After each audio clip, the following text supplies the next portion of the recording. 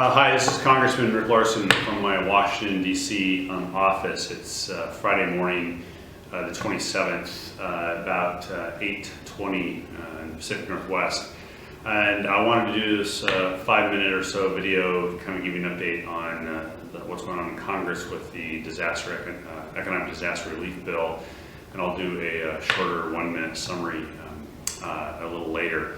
But I want to get this out to you before the vote. So I do plan on voting, supporting the economic disaster relief bill.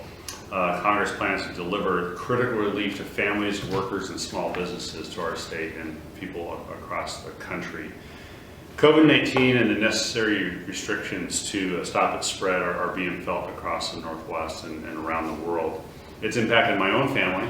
My mom is back home in Arlington, Washington, and she's in her 80s. She has underlying health conditions, and we are keeping a close eye on her health.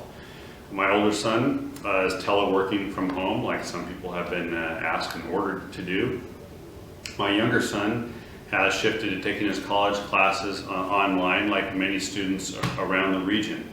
So I have some sense of what families are going through, but certainly not everything that families are going through.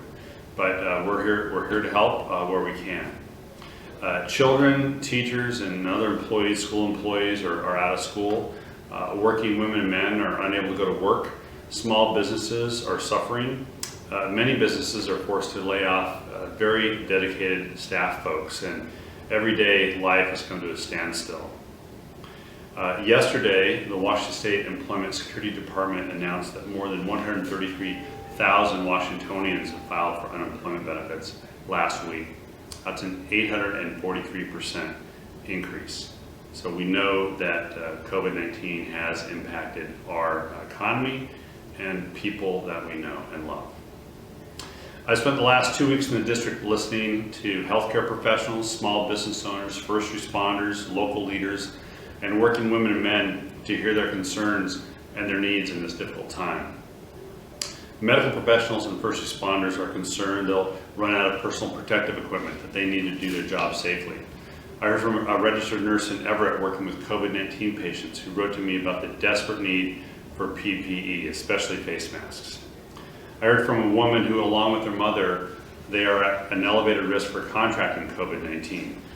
Low income, living on Social Security, and utilizing the local food bank regularly. They've seen a large increase in costs and have had trouble getting necessary items. Public health experts are pushing for more testing and faster results. And I visited the Snohomish Health District's drive-through testing site in Everett to see how they're trying to improve the number of tests that are being done. And community service groups are worried about running out of supplies and volunteers. I visited Helping Hands Food Bank in Cedar Woolley, helping distribute food and hearing about the food bank's challenges. Small business owners as well are looking for help to get through this crisis. Heard from a restaurant owner in Anacortes concerned that he's unable to pay restaurant rent and employees. A small business owner as well, another one, is terrified he won't be able to pay his employees and therefore their families won't be employed. Earlier this week, I had a telephone town hall with Dr. Paul Pottinger. He's the director of infectious disease and tropical medicine clinic at the University of Washington Medical Center. Over 8,500 constituents listened in to discuss the COVID-19 response and talk about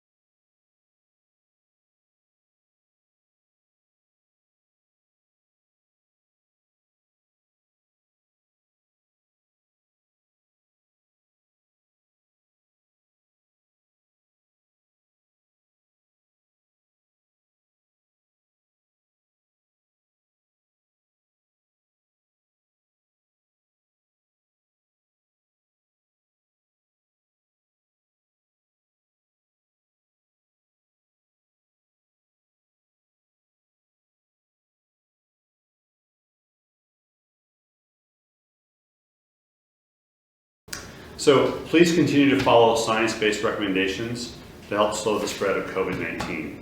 Practice proper social distancing, wash your hands, stay home when sick, contact a doctor if you're feeling unwell.